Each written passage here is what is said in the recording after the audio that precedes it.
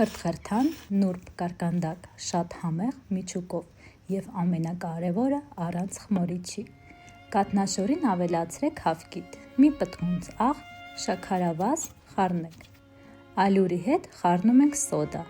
և մաս-մաս ավելացնում մեր զանգվածի հետ։ Պատրաստի խմորը փակում ենք, թողնում հանգստանա։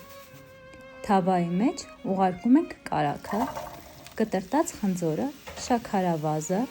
խնձորը կտրատեք ավելի ման, քանի մոտ, խառնեք մինչև փափկի, ավելացրեք օսլա, դարչին, խառնեք, վերցրեք գազօջախից, թողեք սառչի։ Խմորը բաժանեք մասերի, ձևավորեք գնդիկներ, որից հետո թեթևակի բացում ենք, դնում միջուկը, ձևավորում և տապակում երկու կողմից։